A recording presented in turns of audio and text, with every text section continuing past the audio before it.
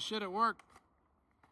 A little gassy, actually, surprisingly. And that's in the suppress setting with the full back pressure can on it, so.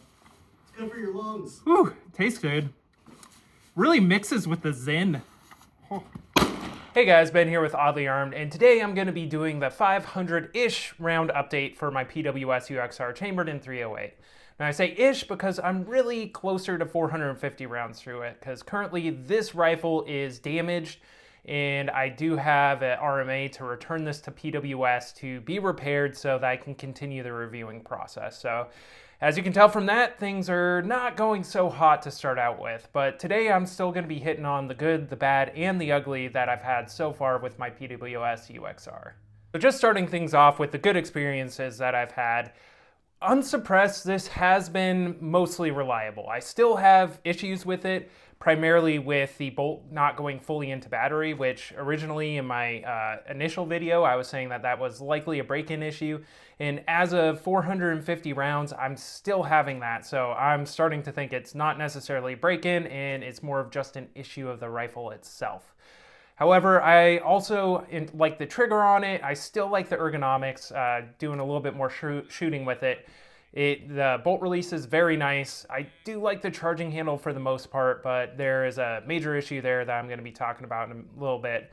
But yeah, so recoil on it for a 308 really isn't that bad. So comparing it to my SCAR 17, it's actually fairly comparable. The SCAR 17 has a little bit more travel in the bolt, so you spread out the recoil a little bit more, and it feels a little bit less potentially on the SCAR 17, but this is still not bad for a 308, particularly since it weighs less than 8 pounds. However, with the optic on here and all the accessories, it is over 10 pounds for my setup.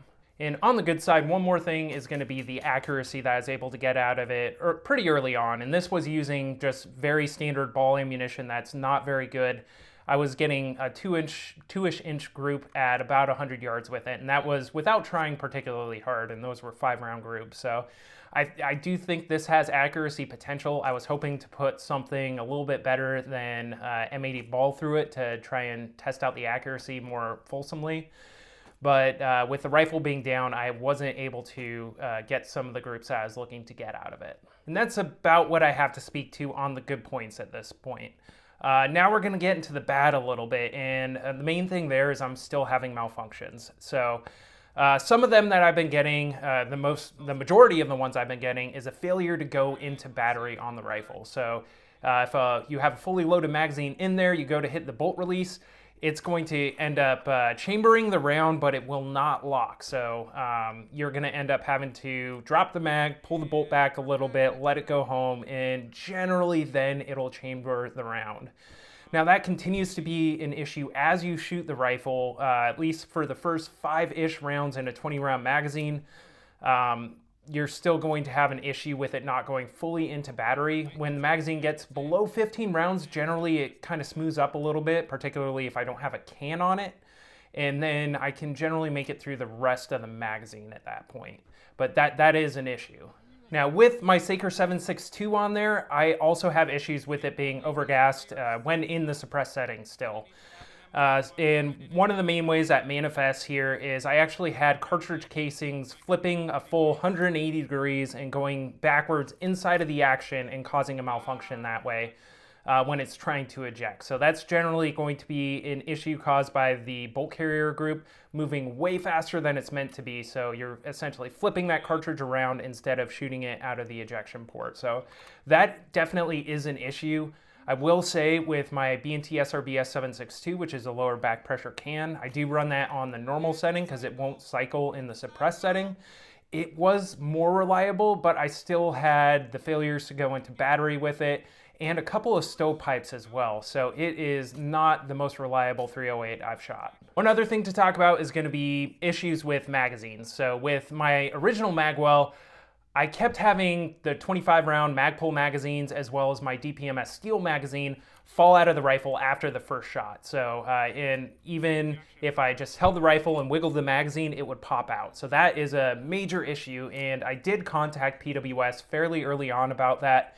And to their credit, they sent me a replacement Magwell free of charge. So that fixed that issue, and since then I haven't had issues with the magazine falling out of the rifle. So I will give PWS credit on that. They were very quick and responsive in answering questions on it and sending me a replacement magwell. Other thing I noticed when I disassemble the rifle is inside the receiver you have steel bars that the bolt carrier group rides on.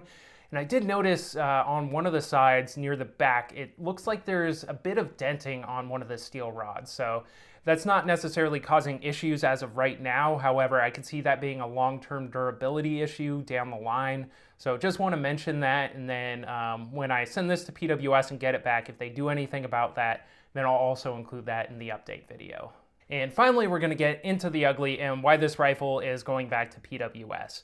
So what broke on it was the charging handle system. So the issues I was having with the rounds not fully chambering actually got worse closer to the 400 round mark up with this rifle, to the point where I was having issues getting the cartridge out of the chamber after it had partially chambered. So going to pull it back, it just was stuck in the chamber and I had to mortar it against my shoulder with the charging handle pulling back to be able to get that round to come out of the chamber. So that eventually, I think, put enough pressure on the charging handle that it broke the internal dovetail here that the charging handle attaches to, and now it pushes in and out of the receiver, which it should not be doing. Now, additionally, that allowed the charging handle to tilt, and that made it contact the side of the aluminum receiver, and it took a good solid scratch out of it. So it gouged the side of the receiver, so it made the finish really ugly over here when that broke as well. So that, of course, is a major issue. And what I think that also did is something inside of here is contacting some of the internal parts. So I'm only really able to pull the bolt back about halfway before I hit like a stop. Like there's a solid stop here and I can't pull it back further than that. That's actually intermittent. There are some times where I am able to pull it back a little bit further, so I think it has to do with something falling in or out of the way of the charging handle on the inside of the receiver that I can't get to. So that's the reason it needs to go back to PWS for them to take a look at.